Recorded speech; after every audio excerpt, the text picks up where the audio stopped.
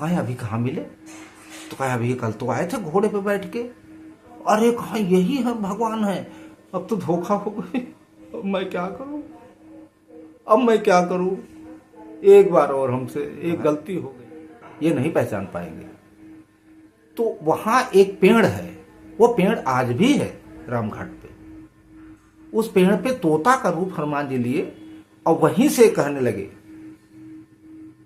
कि चित्रकूट के घाट पे भई संतन की भीड़, तुलसीदास चंदन घिसे तिलक देत रघुवीर।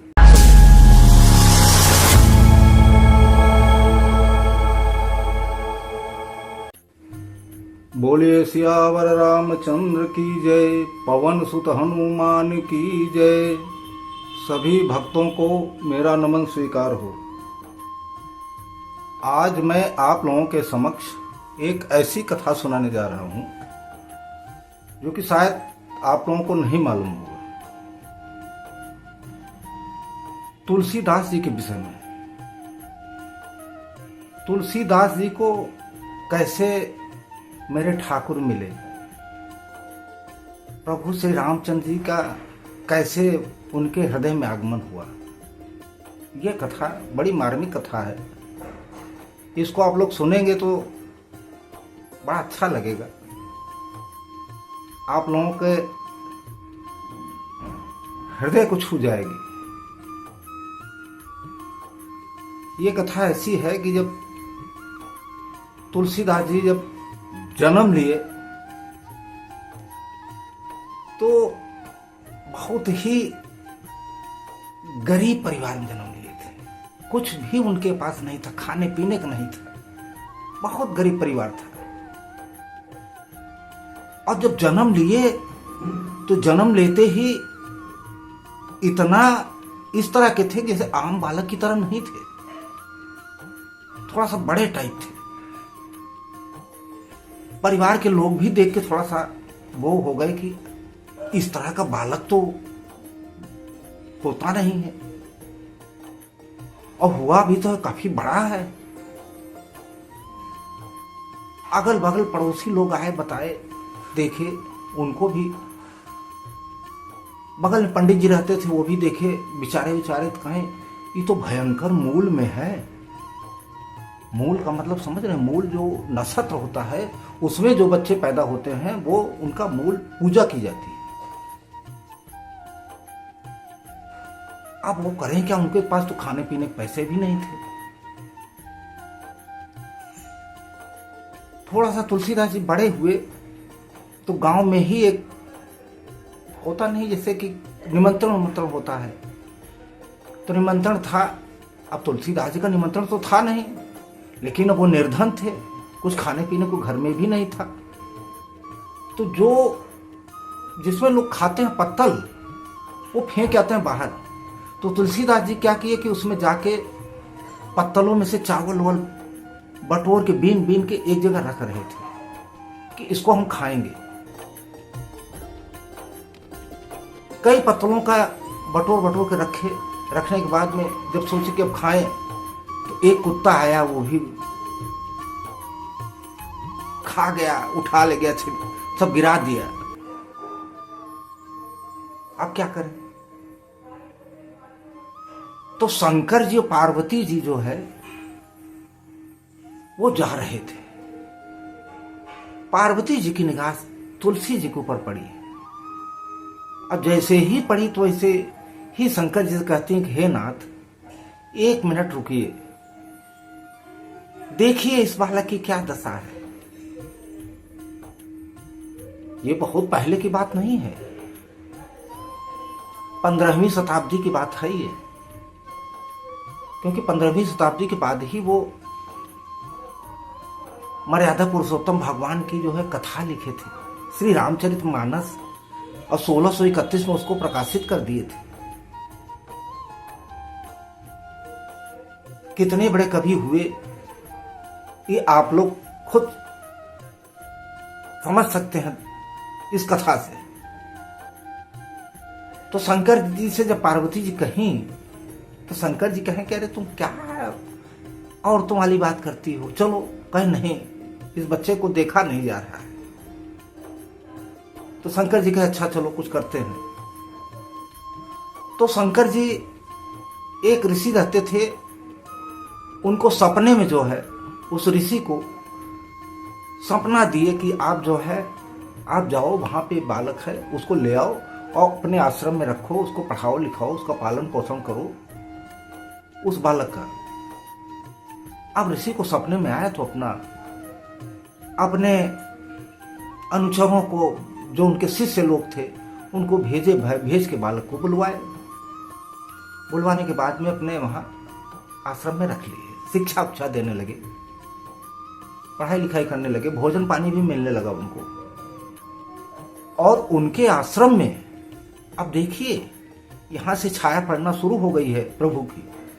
उन्हीं के आश्रम में प्रभु श्री राम और लक्ष्मण छोटे छोटे बच्चों के रूप में आया करते थे और तुलसीदास जी को खूब गाना वाना सिखाया करते थे। लेकिन तुलसीदास जी को पता नहीं था कि प्रभु मेरे ठाकुर जी हैं, उनको नहीं पता था। अब प्रभु श्री राम जी खूब गाते थे, खूब सिखाते थे उनको, तुलसीदास जी नहीं गा पाते थे। तो प्रभु कहते थे कि अरे हम तो इतने छोटे हैं, गा लेते, तुम क्यों नहीं गा पाते, तुम भी गाओ। धीरे धीरे करके उनको खूब जो है सिखाए।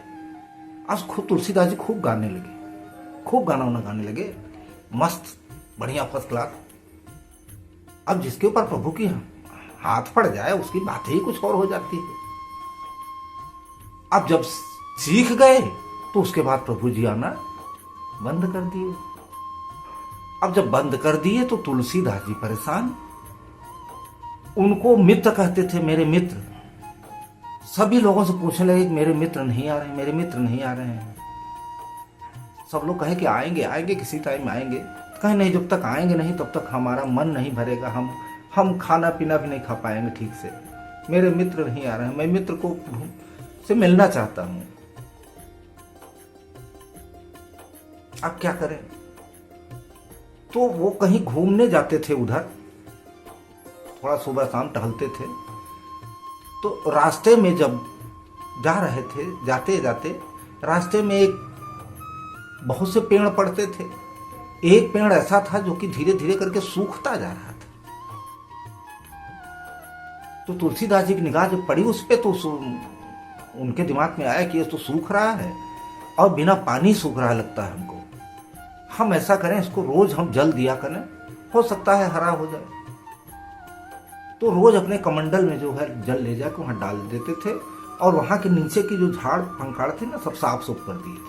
वहां थोड़ी देर विश्राम भी करते थे। इनका रोज का काम हो गया था। और जब रोज जल देने लगे तो धीरे धीरे करके वो पेड़ जो है वो हरा भरा होने लगा। हरा भरा होने लगा तो उसमें, उस पेड़ में एक जो है प्रेत रहता था। और जैसे ही हरा भरा हुआ वैसे ही तुलसी जी नीचे बैठे थे, वो प्रेत आ गया नीचे उनके पास। आया तो कहने लगा कि हे महात्मा, आपने तो हमको जीवन दान दे दिया, आपने पेड़ को हरा भरा कर दिया, हम भी जीवन दान हमको भी मिल गया। अब आप हमसे कुछ मांगिए, हम आपको कुछ देना चाहते हैं। तो तुलसीदास जी ने कहा कि भैया तुम तो प्रेत हो, तुम क्या हमको दे दोगे, तुमसे हम क्या मांग ले। तो लगा जिद करने की नहीं नहीं, आपने हमको, बहुत बड़ी आप पुण्य आत्मा है जो कि हमको हरा भरा इस तरह पेड़ को कर दिए, इसमें हम रहते हैं, ये हमारा निवास है, हमारा घर है, आपको हम देना जरूर चाहते हैं कुछ न कुछ, आप मांगिए हमसे।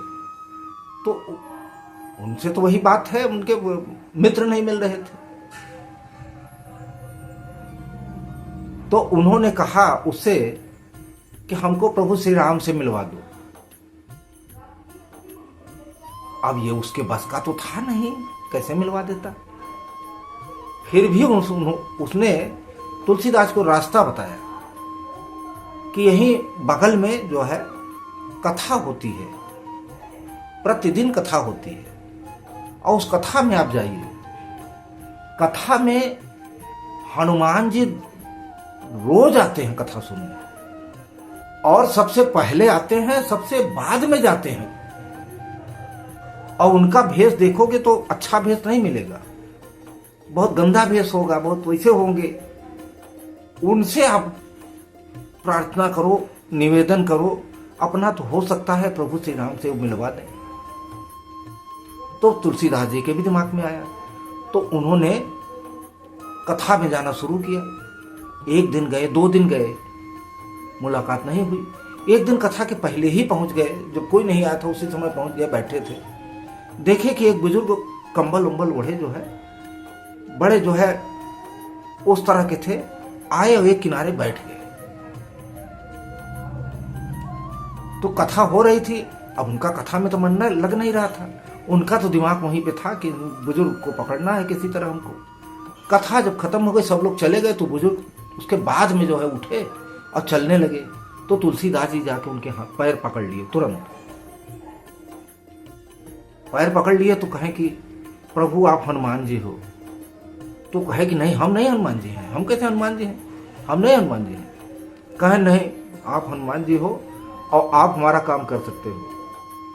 तो थोड़ी देर नान नुकुर करने के बाद में वो कहे कि हाँ बताओ क्या काम है। तो कहे हमको हम प्रभु श्री राम जी से मिलवा दो, इतना काम हमारा कर दो, मैं आपसे विनती कर रहा हूँ, इतना काम कर दो। तो हनुमान जी ने कहा कि ठीक है, हम मिलवा देंगे, मिल जाना उनसे, हम मिलवा देंगे, अवश्य मिलवा देंगे, उसमें कोई शक नहीं। तो हनुमान जी प्रभु श्री राम जी से की प्रार्थना किए, विनती किए कि प्रभु एक भक्त आपका है, इस तरह का है, वो आपसे मिलना चाहता है। तो ठाकुर जी का तो मन हमेशा जानते ही हैं आप लोग, निर्मल है। तुलसीदास जी उसी पेड़ के नीचे बैठे थे। प्रभु श्री राम बालक के रूप में घोड़े पर चढ़ के आए और उनके पास रुके, उनको प्रणाम भी किया तुलसीदास जी को, अब प्रणाम करके चले गए।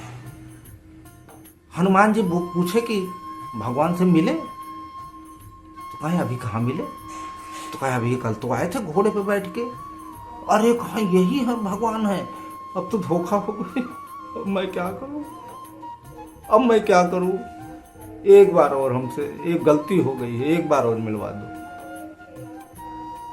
तो कहा अच्छा ठीक है, हम यहां तो नहीं मिल पाएंगे, अब तुम चलो चित्रकूट। चित्रकूट राम घाट पे जो है वहां हम तुमको मिलवाएंगे। अब तुलसीदास जी प्रसन्न, एकदम प्रसन्न मुद्रा में गए, वहां राम घाट पे बैठ के अपना चंदन उंदन घिस के और सभी को चंदन लगा रहे थे। थोड़ी देर में गौर और श्याम मौर्य के दोनों भाई आए, छोटे छोटे रूप में। कहे बाबा प्रणाम, बाबा प्रणाम करके उन्हीं का चंदन लेके उन्हीं को लगाने लगे। तुलसीदास जी को, बाबा आप सबको लगा रहे हो, लाओ हम आपको लगाते हैं। बाबा आप सबको लगा रहे हो, लाओ हम आपको लगाते हैं। अब देखिए यहां भी नहीं पहचान पा रहे। तब हनुमान जी को लगा कि अब ये जो है ये नहीं पहचान पाएंगे। तो वहां एक पेड़ है, वो पेड़ आज भी है रामघाट पे। उस पेड़ पे तोता का रूप हनुमान जी लिए और वहीं से कहने लगे कि चित्रकूट के घाट पे भई संतन की भील, तुलसीदास चंदन घिसे तिलक देत रघुवीर। एक नहीं कई बार बोले, और जैसे ही बोले तो तुलसीदास जी के कानों में जब पड़ा तो दोनों को पकड़ लिए इसे, और पकड़ के उनके चरणों में जो है अपना सिर जो है रख दिए कि प्रभु अब हम नहीं जाने देंगे, आप ही हमारे वो हो, हम आप ही से मिलना चाहते हैं। तब तो प्रभु जी उनको दर्शन दिए, उनको अपना वो दिए, दिव्य दर्शन दिए, और वहीं से उनका ज्ञान चक्षु खुल गया। इसके बाद में ही श्री रामचरितमानस का वो लिखना शुरू किए। आज देखिए हम लोग उसी का गुणगान गा रहे हैं, उसी वही हमारे लिए जीवन दान है। इसलिए प्रभु को पाने के लिए अपने आप को बहुत ही ऐसा बनाना पड़ेगा, ऐसा बनाना पड़ेगा कि आप लोग उसको कथा के माध्यम से समझ सकते हैं।